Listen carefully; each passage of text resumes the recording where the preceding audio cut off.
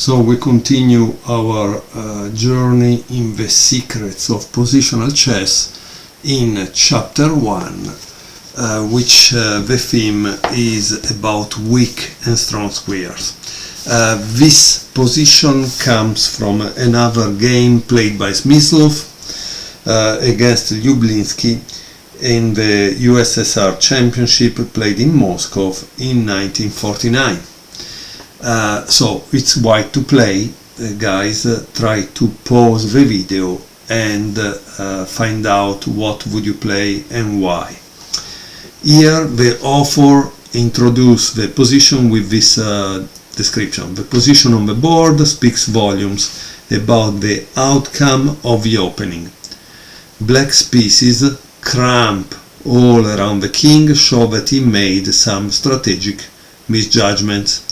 However, Lublinsky's position has no weak spots, and white must seek a way to exploit his spatial advantage and better coordination.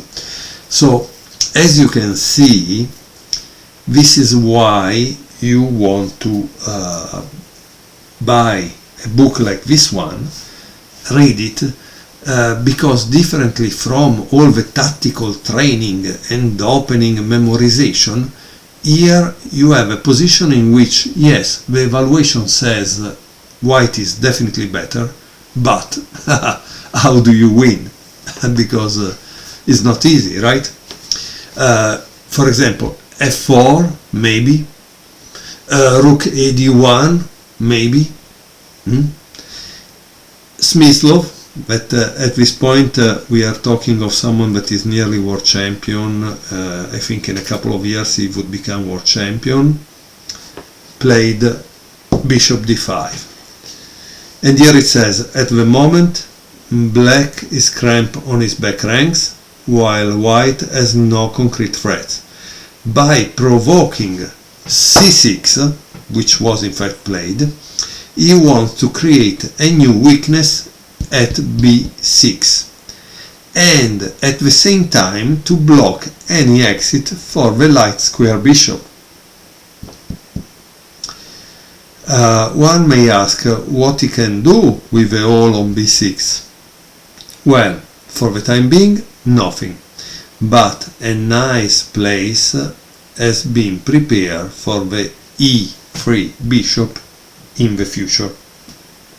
Okay, so black actually played c6, and maybe he could have played this and tried to stall, but maybe it doesn't work. Okay, so c6, bishop b3. So he created a weakness not only here but also here, because before it was control. So you see, sometimes this kind of movements like this have more than one meaning, because if you go on d1, you say, okay, I control the file, yeah, but can you actually enter it? Because if this is control, if this is control, this is control, and this is control, can you really exploit that file? No, you can't, right? So this had a good meaning, because after this goes back, and here we have a lot of holes, right? So that's the good thing of that move. Bishop d7, rook ad1. The rooks are hurrying to the open file, whites to capture it, black to oppose them. Rook ad8, rook d2.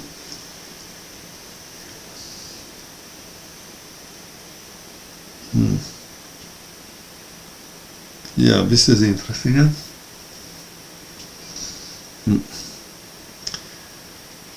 Bishop c8. Rook ed1. Rook takes d2. Rook takes d2. Queen c7. Finally, black threatens to play h takes g5, and it seems that white must retreat his knight, lessening the pressure. However, white has some further trumps to play. Let's see. Bishop c5, rook d8, rook takes d8, bishop takes d8, and now there is a very interesting move which you should pause and try to find it for yourself. Can you find it? Knight takes f7, knight takes f7, opla, poor knight, got hit in the head.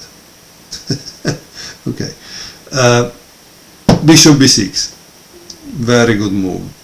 So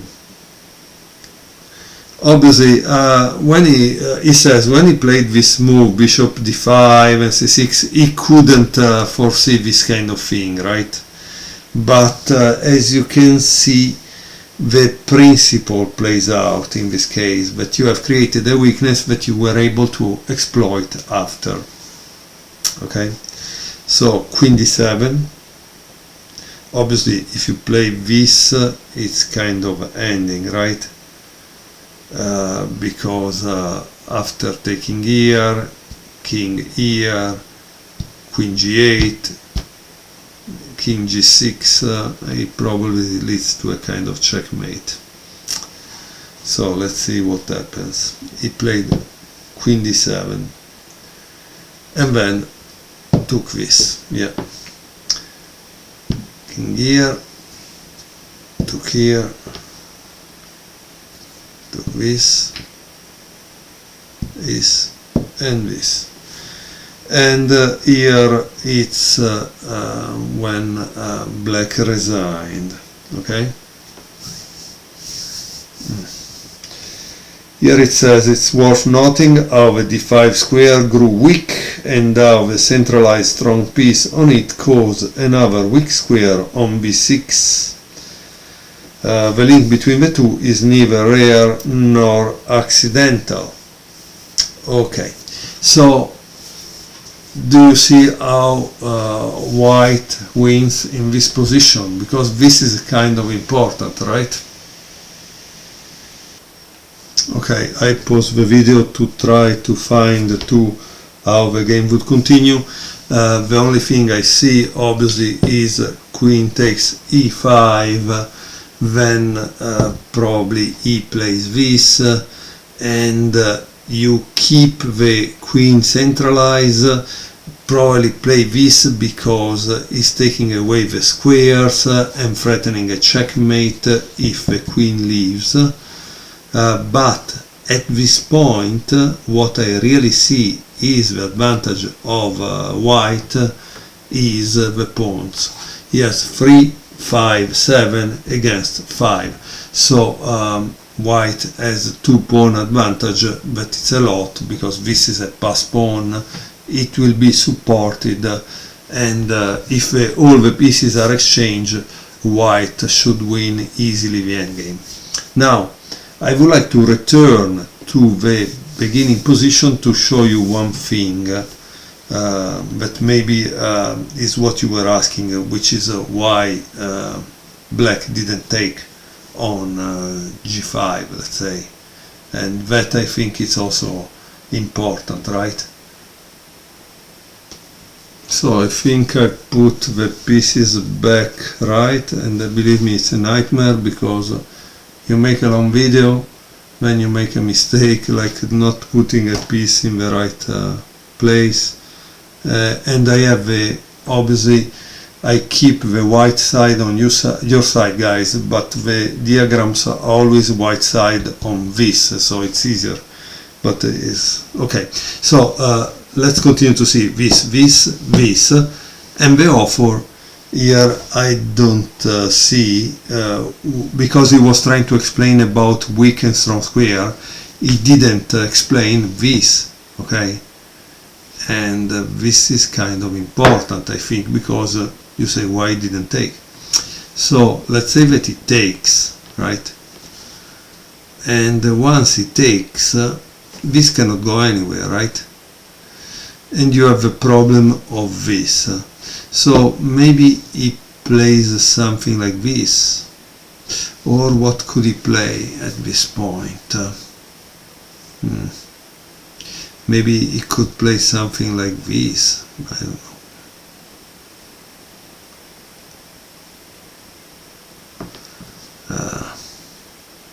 That's a possibility, right? For sure you don't take because that's a problem. Or it takes here. Let's place this. Nah. Let's see. It tries to develop this to control something. And maybe the other guy plays something like this. Attack. Takes.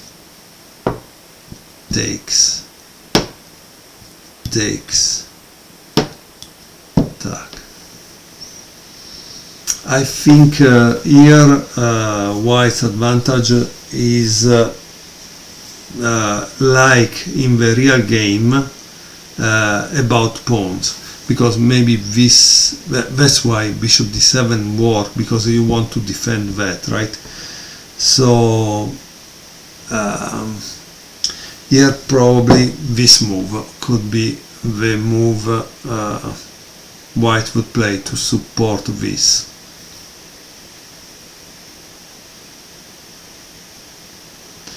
As you can see, it was something to explain, I think, because after all it can be a little messy, this position, right? I'm not sure I analyzed it correctly. You guys can analyze it too, but I think the author didn't show it at all, because he wanted to show this idea of weak squares, strong squares, but sometimes the tactical continuations, the tactical problems of the position must be addressed, because a beginner might not have an understanding. And notice this, this is my point that I always make. This book was made in 2003. The game that we have shown is 1949. 2003, yes, they probably had strong computers that could show why that tactical situation was not correct to take. But in 1949 they didn't. And so you needed to understand the position here, right? Okay, I thank you very much for watching another installment of Secrets of Positional Chess. I do think it was a good lesson, but I also think that this point should have been addressed. Forgive me if I don't use an engine, but again, I prefer to make mistakes, to be real, because one day I will definitely return to play tournament chess, and if I use an engine, unfortunately that will not help me to solve a thing like this. But by the way, I solve it by moving the pieces. If I didn't move the pieces, it would have taken me maybe 15-20 minutes to see why it's not so good. So I don't know. I think that situation should have been addressed in the book. Let me know what you think.